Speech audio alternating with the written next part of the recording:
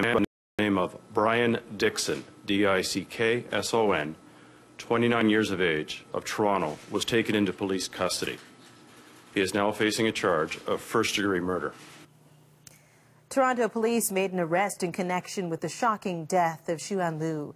The 23-year-old York University student died last Saturday at her home near the campus. She had been chatting online, and her boyfriend in Beijing told investigators he saw a man enter the apartment, attack Liu, and then shut off the webcam.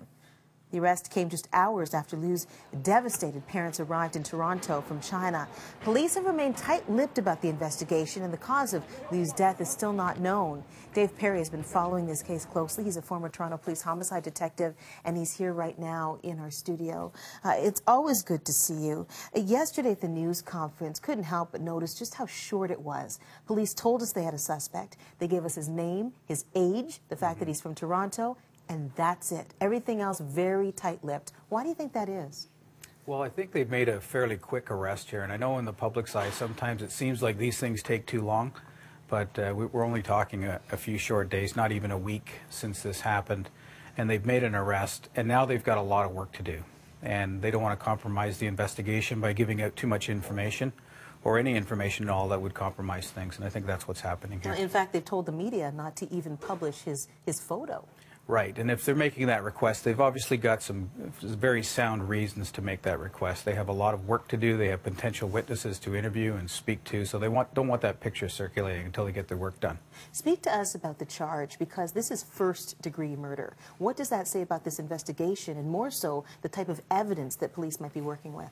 Well, it's hard to speculate, and I don't like to speculate on a new case, but if it's first degree, obviously there's some planning and deliberation on the part of the accused, and so that's where the police are heading at this particular point.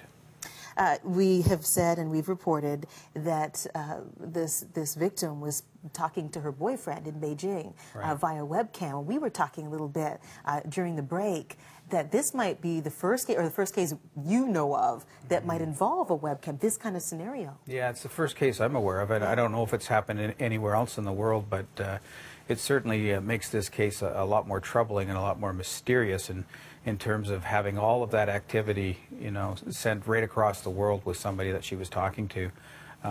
You know, but I can say this, at least it gave the police some kind of information right from the start. And whenever you look at any kind of an investigation, you're looking for quick breaks and early information at the beginning of the case to hopefully accelerate things to the point where you can make a quick arrest. And it would appear that's what happened on this one. Yeah, the boyfriend apparently saw a suspect. She apparently went, answered the door. Because he saw at least some of this happen, do you think that he'll be brought here for questioning? Well, he's certainly a witness, and in my mind, he's going to be a key witness at the trial, so it just makes sense that at some point he's going to have to come to Canada and testify. And of course her parents are here. They arrived in Toronto very sad. Yesterday. Very, very sad. How could they help with this investigation?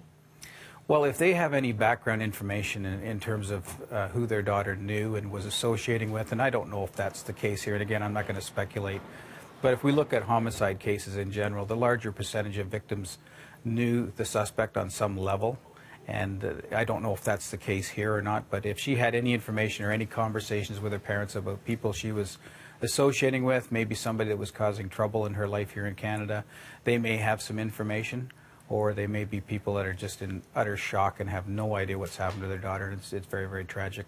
Dave, thanks so much. It's my pleasure.